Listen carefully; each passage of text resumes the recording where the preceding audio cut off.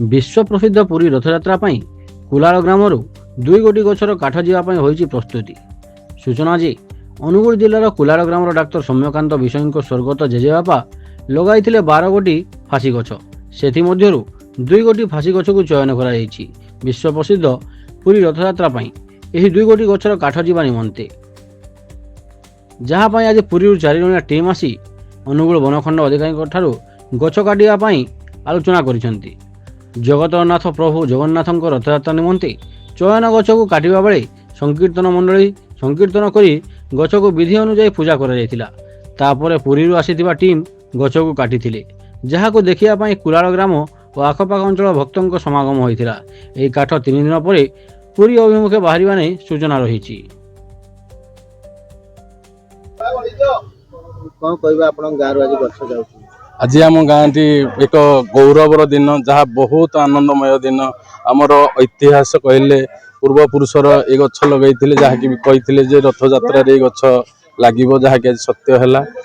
आमर महात्मा महापुरुष गुणनिधि विषयी एवं तांकर पुओ बड़ भाई हे सौम्यनाथ विषयी घरे ये गछ 2टी थिला। बहुत खुशी लगुच।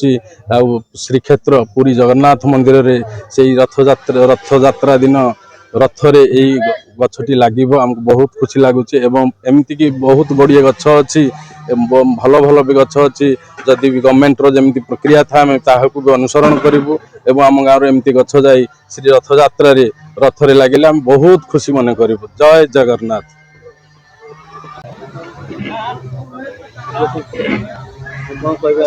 नमस्कार, जय जगन्नाथ।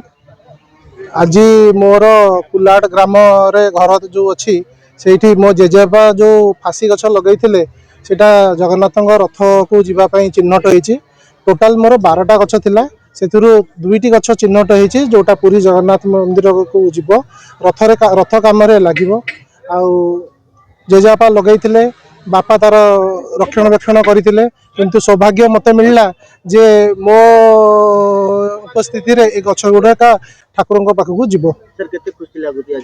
मु तो बहुत आनंदित मु बहुत माने डिवोशनल भी कि गोटे ठाकुर पाखक जिनसटा जीव, ठाकुर जिनस ठाकुर पाखक जीव। किंतु आमे जदि जेहेतु माध्यम हो पारिछु कि नहीं आम घरे थिला कि आमे कहूँ कि मो घरे अच्छी कि मो गाँव रे अच्छी, प्लस मो गाँववासी जो उत्साह देखुची मु से मैंने सकाळू आसिक अपेक्षा करछंती कि केतेबेले आसिबे कौन करेंगे। आपन देखुछंती से माने सब संकीर्तन मंडली आछंती, खाया पीवा आयोजन करछंती। सब गाँववासी माने जो उत्साह रे अछंती कि एटा गोटे पर्व भलिया पाउछंती। मते कहै जायछि कि जेहेतु बाकी गछ गुड़ा 5.5 फुट आ 6 फुट पाखापाखि हो गलानी, से गुड़ा आसंता वर्ष कि ता आसंता वर्ष रे भी ठाकुर कार्य रे लगी पारिबो। मु तो लास्ट वर्ष भी एप्लिकेशन देइथिली, गछ चिन्हट होता लास्ट वर्ष आरआई रिपोर्ट होता सब होता, किंतु लास्ट वर्ष जगन्नाथ रथ पे सब काठ जी दरकार से जेहेतु हो जाता मत कहते आप गोटे वर्ष अपेक्षा करूँ, नेक्स्ट वर्ष आम आपको काठ नबू। तो से जो फेलिंग ऑर्डर थिला से फेलिंग ऑर्डर रे डीएफओ सार आमको बहुत साहाय्य कले। डीएफओ सार ऑर्डर रे एटा आज कटा होती। 12टा गछर ऑर्डर अच्छी, किंतु जेहेतु आमर जोड़िए ही चयन है आम जोड़िए गछ ही काटबू। आ बाकी तक गछ रहा संस्कृत कि ठाकुर जितेबाला से सैज हो जितेबाला दरकार पड़ो तर जिनस सी जिते लोड़े से नहीं जीवे।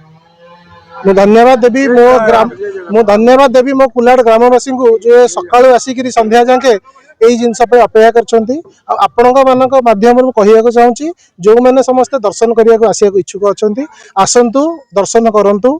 आमर गछ कटा पर 2-3 दिन पर जो दिन गछ जीव जो दिन गाड़ी में लोड हो से दिन भी आम गोटे छोट महोत्सव भाया पालन करूँ। कहीं बहुत गर्वर जिनस कि आमर गाँव जिनस जाकि प्रसिद्ध पुरी रथ यात्रा लगे।